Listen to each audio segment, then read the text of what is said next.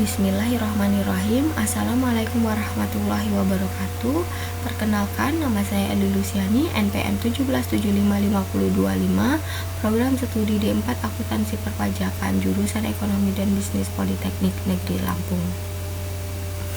Sebelumnya saya mengucapkan terima kasih kepada dosen pembimbing 1 dan 2 yaitu Ibu Nurmala SEMMA-KSIE dan Ibu Damayanti SEMMA-KSIE serta dosen penguji yaitu Ibu Destia Pentiana SEFSI.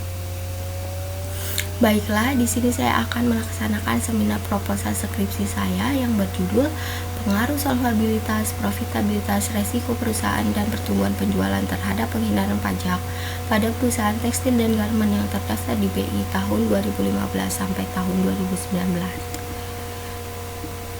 Di sini saya akan membahas 3 pokok bahasan yang terdiri dari bab 1 sampai dengan bab 3, di mana bab 1 yaitu pendahuluan yang terdiri dari latar belakang, rumusan masalah, tujuan, kontribusi, dan kerangka pemikiran. Bab 2 yaitu tinjauan pustaka yang terdiri dari konsep teori, penelitian terdahulu, dan hipotesis. Dan bab 3 yaitu metode penelitian yang terdiri dari populasi dan sampel, jenis dan metode penelitian, operasional variabel dan rancangan analisis dan uji hipotesis. Bab 1 pendahuluan. Latar belakang. Pajak merupakan kontribusi wajib kepada kas negara yang terhutang oleh orang pribadi atau badan yang sifatnya memaksa berdasarkan undang-undang dengan tidak mendapatkan imbalan secara langsung dan digunakan untuk membiayai rumah tangga negara bagi sebesar-besarnya kemakmuran rakyat. Menurut Republik Indonesia tahun 2009 atas Undang-Undang Nomor 16 Tahun 2009 tentang perubahan kedua atas Undang-Undang Nomor 6 Tahun 1983 tentang Ketentuan Umum dan Tata Cara Perpajakan. Berdasarkan data dari Kementerian Keuangan Republik Indonesia, pajak merupakan pendapatan negara terbesar dan paling potensial di antara penerimaan lainnya. Hal tersebut dapat dilihat pada anggaran pendapatan dan belanja negara tahun 2015 sampai tahun 2019, di mana penerimaan negara selalu mengalami peningkatan dari tahun 2015 sampai tahun 2019.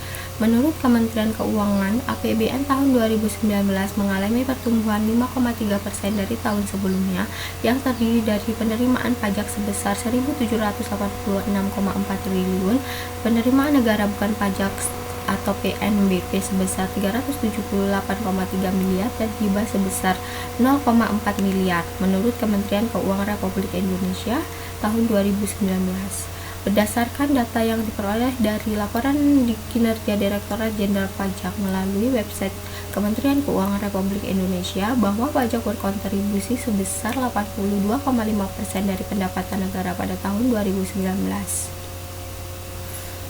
Meskipun pendapatan dari sektor pajak setiap tahunnya meningkat, tetapi dalam skala persentase masih kurang maksimal.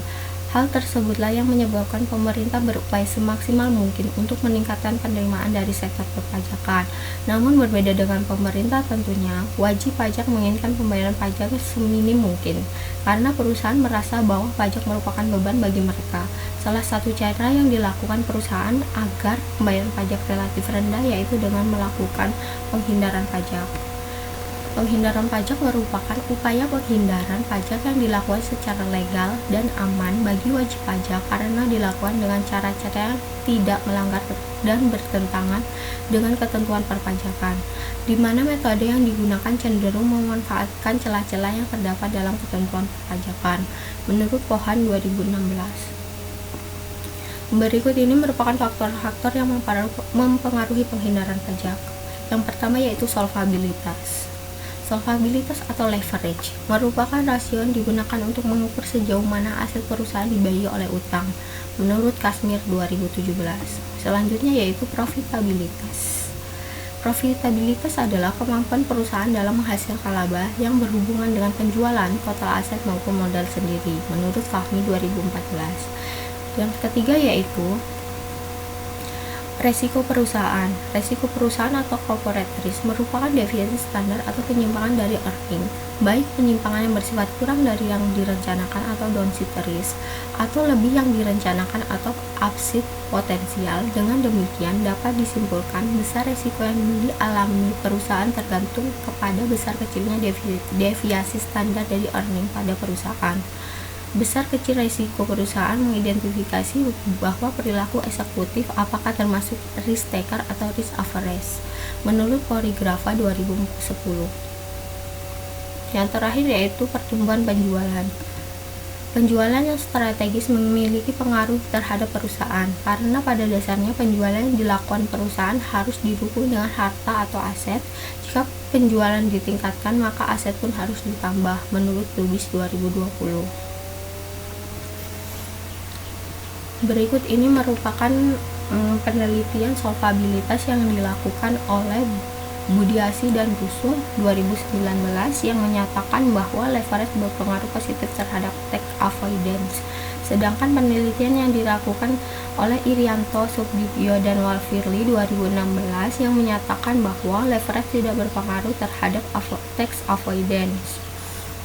Selanjutnya, penelitian profitabilitas yang dilakukan oleh Rani, Susetio, dan Fauda 2018 yang menyatakan bahwa profitabilitas berpengaruh negatif terhadap penghindaran pajak. Sedangkan penelitian yang dilakukan oleh Rahayu 2019 yang menyatakan bahwa profitabilitas berpengaruh positif signifikan terhadap penghindaran pajak. Yang ketiga yaitu penelitian resiko perusahaan yang dilakukan oleh Budiman dan Setiono 2012 dan Dwi dan Jati 2014 yang menyatakan bahwa resiko perusahaan berpengaruh positif terhadap tax avoidance. Sedangkan penelitian yang dilakukan oleh Juesti 2016 yang menyatakan bahwa resiko perusahaan berpengaruh negatif terhadap tax avoidance. Dan terakhir yaitu penelitian pertumbuhan penjualan yang dilakukan oleh Dionita dan Setiawan 2016 yang menyatakan bahwa pertumbuhan penjualan berpengaruh signifikan terhadap penghindaran pajak. Sedangkan penelitian yang dilakukan oleh Hidayat 2018 yang menyatakan bahwa pertumbuhan penjualan berpengaruh negatif terhadap tax avoidance. Menurut penelitian telah dilakukan sebelumnya oleh beberapa peneliti terdahulu, terdapat perbedaan hasil penelitian. Perbedaan hasil penelitian inilah yang mendorong penulis untuk meneliti lebih lanjut terkait konsistensi penelitian terdahulu. Skripsi ini menggunakan perusahaan manufaktur subsektor tekstil dan garmen yang terdaftar di BI tahun 2015, periode tahun 2015 sampai tahun 2019 sebagai objek penelitian dengan alasan karena perusahaan tekstil dan garmen menjadi salah satu sektor manufaktur andalan yang mempunyai kontribusi tinggi terhadap pertumbuhan ekonomi nasional dan juga penerimaan pajak, di mana Indonesia masuk ke dalam 10 negara penghasil tekstil dan garmen terbaik di dunia dan menjadi peringkat ke-12 eksportir di ASEAN, serta merupakan penyumbang devisa terbesar ketiga di Indonesia. Neslon 2020 yang diakses melalui websitenya. Berdasarkan data yang diperoleh dari Kementerian Perindustrian Republik Indonesia yang menyatakan bahwa industri tekstil dan garmen merupakan sektor manufaktur yang mencatat pertumbuhan paling tinggi pada kuartal ketiga pada tahun 2019 sebesar 15,08%. Pencapaian tersebut cenderung sangat baik serta melampaui pertumbuhan ekonomi sebesar 5,02% pada periode yang sama, serta merupakan salah satu penghasil devisa terbesar di Indonesia dengan nilai ekspor sebesar 12,8 miliar dolar pada tahun 2019, naik 4,9% dari tahun 2017 menurut Kementerian Perindustrian tahun 2021. Selanjutnya itu rumusan masalah. Bagaimana pengaruh solvabilitas terhadap penghindaran pajak? Bagaimana pengaruh profitabilitas terhadap penghindaran pajak? Bagaimana pengaruh resiko perusahaan terhadap penghindaran pajak? Dan bagaimana pengaruh pertumbuhan penjualan terhadap penghindaran pajak? Tujuan dari penelitian ini yaitu untuk mengetahui pengaruh solvabilitas terhadap penghindaran pajak, untuk mengetahui pengaruh profitabilitas terhadap penghindaran pajak, untuk mengetahui pengaruh resiko perusahaan terhadap penghindaran pajak, dan yang terakhir yaitu untuk mengetahui Pengaruh pertumbuhan penjualan terhadap penghindaran pajak. Kontribusi. Penelitian ini diharapkan dapat memberikan kontribusi bagi pihak perusahaan, pihak investor, dan pihak akademisi dan peneliti. Untuk pihak perusahaan, penelitian ini diharapkan dapat memberikan pemahaman tentang penghindaran pajak yang dilakukan oleh perusahaan. Penghindaran pajak yang dilakukan oleh perusahaan merupakan praktik yang mengakibatkan penurunan penerimaan negara, sehingga perusahaan diharapkan lebih bijak dalam mengambil keputusan untuk melakukan penghindaran pajak dan tetap berada pada batasan peraturan yang telah ditetapkan oleh pemerintah agar tidak terjadi penggelapan pajak. Sedangkan bagi pihak investor, yaitu penelitian ini diharapkan dapat dijadikan bahan pertimbangan dalam pengambilan suatu keputusan berinvestasi, serta dapat menilai kualitas informasi pada laporan keuangan. Yang terakhir yaitu bagi akademisi dan peneliti. Penelitian ini diharapkan mampu memberikan bukti empiris mengenai pengaruh solvabilitas, profitabilitas, risiko perusahaan, dan pertumbuhan penjualan terhadap penghindaran pajak, dan menambah pengetahuan di bidang akuntansi perpajakan, khususnya mengenai faktor-faktor yang mempengaruhi tax avoidance, serta memberikan tambahan informasi, wawasan, referensi di lingkungan akademisi sebagai salah satu upaya untuk memperkaya pengetahuan dan memperdalam bidang ilmu yang diteliti. Yang selanjutnya itu kerangka pemikiran. Solvabilitas atau X1, profitabilitas atau X2, resiko perusahaan atau X3, pertumbuhan penjualan atau X4, apakah berpengaruh terhadap penghindaran pajak atau variabel terikat, yaitu Y. Bab 2 yaitu tinjauan pustaka. Di sini teori yang saya ambil yaitu teori agensi atau agensi teori. Menurut Jensen dan Markeling 1976 dalam Kolime tahun 2010 menyatakan bahwa teori agensi atau agensi teori merupakan hubungan keagenan suatu kontrak dalam bentuk pendelegasian wewenang dalam pembuatan keputusan telah diberikan oleh pihak pemilik atau prinsipal kepada pihak perusahaan atau organisasi atau agen. Yang kedua yaitu penghindaran pajak. Menurut Swandi 2016, penghindaran pajak atau tax avoidance adalah suatu usaha pengurangan secara legal yang dilakukan dengan cara memanfaatkan ketentuan-ketentuan di bidang perpajakan secara optimal, seperti pengecualian dan pemotongan yang diperkenankan maupun pemanfaatan hal-hal yang belum diatur dan kelemahan-kelemahan yang ada dalam peraturan perpajakan yang berlaku. Yang ketiga yaitu solvabilitas. Menurut Kasmir 2017, solvabilitas digunakan untuk mengukur kemampuan perusahaan untuk membayar seluruh kewajibannya, baik jangka pendek maupun jangka panjang apabila perusahaan dibubarkan atau dilikuidasi. Yang keempat yaitu profitabilitas. Menurut Kasmir 2017, profitabilitas merupakan rasio yang digunakan untuk menilai kemampuan perusahaan dalam menghasilkan laba serta mengukur efektivitas manajemen suatu perusahaan. Yang kelima yaitu resiko perusahaan. Menurut Budiman dan Setiono 2012, resiko ada kaitannya dengan return yang diperoleh perusahaan, bahwa risiko perusahaan merupakan penyimpangan atau deviasi dari outcome yang diterima dengan yang diekspektasikan. Yang keenam yaitu pertumbuhan penjualan.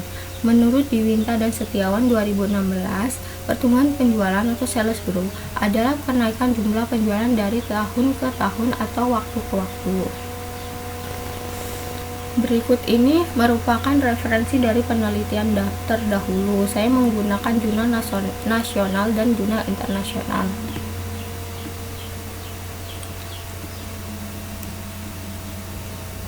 Selanjutnya yaitu hipotesis.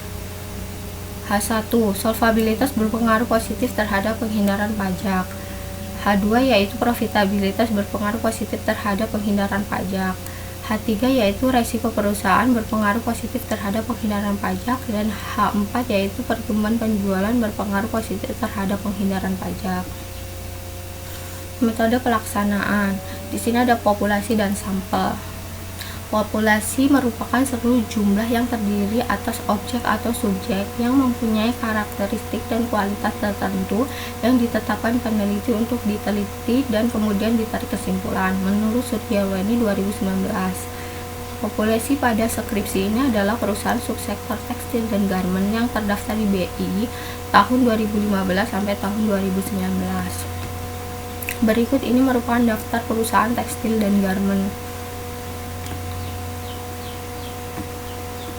Selanjutnya yaitu sampel. Sampel yaitu bagian dari sejumlah karakteristik yang dimiliki oleh populasi yang digunakan untuk penelitian. Menurut Suryaweni 2019, sampel dipilih dengan menggunakan teknik purpose sampling, yaitu teknik pengambilan sampel dengan menggunakan batasan dan pertimbangan atau kriteria-kriteria tertentu. Menurut Suryaweni 2019, adapun kriteria sampel yang ditetapkan adalah sebagai berikut.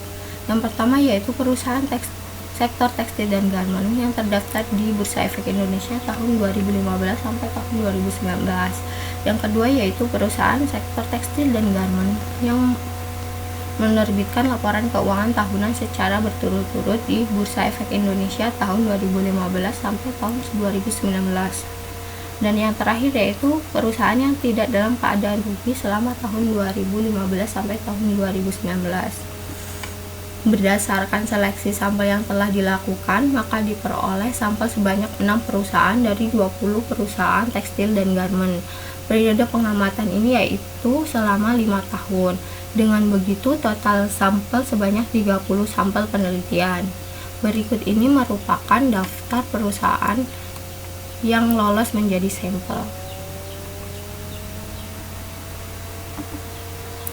Selanjutnya yaitu jenis dan metode pengumpulan data. Jenis penelitian ini menggunakan penelitian kuantitatif. Penelitian kuantitatif adalah jenis penelitian yang menghasilkan suatu penemuan-penemuan yang dapat diperoleh dengan statistik atau menggunakan angka atau dengan cara-cara lain dari kuantitatif atau pengukuran. Menurut Suryaweni 2019, jenis data yang digunakan yaitu data eksternal. Data eksternal merupakan data yang diperoleh dari luar perusahaan yang mungkin dapat menggambarkan suatu yang akan mempengaruhi kinerja suatu perusahaan. Menurut Suryaweni 2019, metode pengumpulan datanya yaitu dengan menggunakan dokumentasi. Dalam hal ini yaitu data laporan keuangan dari Bursa Efek Indonesia atau BI yang diakses melalui situs www.idx.co.id. Selanjutnya yaitu operasional variabel. Solvabilitas. Rasio solvabilitas dalam skripsi ini dapat dihitung dengan menggunakan debt to equity ratio atau DER, yaitu rasio yang membandingkan jumlah total utang termasuk utang lancar dengan total ekuitas. Menurut Kasmi 2017, secara sistematis rumus dapat digambarkan sebagai berikut. DER sama dengan total utang dibagi ekuitas. Yang kedua yaitu profitabilitas. Profitabilitas dapat dihitung dengan menggunakan rasio return on equity atau ROE. Rasio ini dicari dengan membandingkan laba bersih setelah pajak dan bunga dengan total ekuitas. Menurut Kasmi 2017, secara sistematis rumus dapat digambarkan sebagai berikut. ROE sama dengan earning after interest and tax dibagi equity. Selanjutnya yaitu resiko perusahaan. Resiko perusahaan merupakan volatilitas earning perusahaan yang dapat diukur dengan rumus deviasi standar EBITDA atau earning before income tax, depresiasi dan amortisasi dibagi dengan total aktiva perusahaan menurut Poligrafa 2010 dalam Budiman dan Setiono 2012. Secara sistematis rumus dapat digambarkan sebagai berikut. RIS sama dengan standar deviasi EBITDA dibagi dengan total aset. Yang keempat yaitu pertumbuhan penjualan. Pendapatan yang meningkat mencerminkan hasil penjualan yang tinggi. Pertumbuhan penjualan pada suatu perusahaan menunjukkan bahwa semakin besar volume penjualan, maka laba yang akan dihasilkan pun akan meningkat.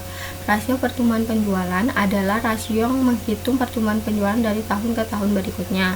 Menurut Oktamawati 2017, Rasio pertumbuhan penjualan dicari dengan membandingkan penjualan tahun sekarang dikurangi penjualan tahun sebelumnya dibagi penjualan tahun sebelumnya dengan rumus sebagai berikut. Sales growth sama dengan sales T dikurang sales T1 dibagi sales T1. Yang terakhir yaitu penghindaran pajak. Penghindaran pajak adalah usaha meringankan beban pajak dengan tidak melanggar undang-undang perpajakan. Penghindaran pajak dapat dihitung dengan rumus cash effective tax rate atau CETR, yaitu kas yang dikeluarkan untuk biaya pajak dibagi dengan laba sebelum pajak menurut Direng, Hanlon, dan McLeod 2010 dalam Budiman dan Setiono 2012. Rumusnya sebagai berikut. CETR sama dengan pembayaran pajak dibagi laba sebelum pajak. Yang terakhir yaitu rancangan analisis dan uji hipotesis. Di sini ada statistik deskriptif, yaitu memberikan gambaran mengenai deskripsi pada suatu data yang dapat dilihat dari mean, standar deviasi, average, sum, range, kurtosis, dan kemancungan distribusi. Selanjutnya ada uji asumsi klasik. Uji asumsi klasik ini terdiri dari 4 uji. Yang pertama yaitu uji normalitas. Uji normalitas bertujuan untuk mengukur apakah di dalam model regresi variabel independen dan variabel dependen keduanya memiliki distribusi normal atau mendekati normal. Penelitian ini menggunakan 2 uji statistik yaitu one sample Kolmogorov-Smirnov dan uji analisis grafik. Yang kedua yaitu uji multikolineritas. Uji ini bertujuan untuk menguji apakah model regresi ditemukan adanya korelasi antara variabel bebas atau variabel independen.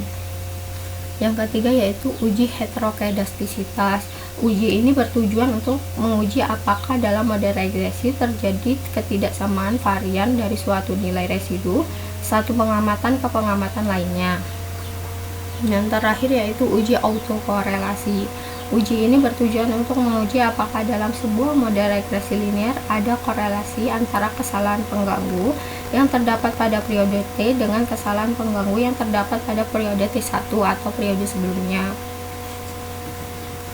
Yang terakhir yaitu ada uji analisis data. Uji analisis data ini juga terdiri dari 4 uji. Yang pertama yaitu uji analisis regresi linear berganda. Uji ini digunakan untuk mengetahui pengaruh variabel independen terhadap variabel dependen. Rumusnya yaitu sebagai berikut. Y sama dengan alfa plus beta 1x1 plus beta 2x2 plus beta 3x3 dan plus beta 4x4 plus E. Selanjutnya yaitu uji F atau uji simultan digunakan untuk membuktikan kebenaran hipotesis secara simultan atau keseluruhan apakah variabel independen atau variabel X mempunyai pengaruh terhadap variabel dependen atau variabel Y. Selanjutnya itu uji T. Uji T ini digunakan untuk menguji apakah variabel bebas atau variabel X mempunyai pengaruh secara parsial terhadap variabel terikat atau variabel Y. Yang terakhir yaitu koefisien determinan R2. Uji ini bertujuan untuk melihat seberapa besar kemampuan variabel bebas menjelaskan variabel terikat yang dilihat melalui adjusted R2. Berikut ini demikianlah presentasi yang dapat saya sampaikan. Apabila terdapat kesalahan dalam berkata, saya mohon maaf dan kepada Allah saya mohon ampun. Saya akhiri wabillahi taufiq wal hidayah. Wassalamualaikum warahmatullahi wabarakatuh.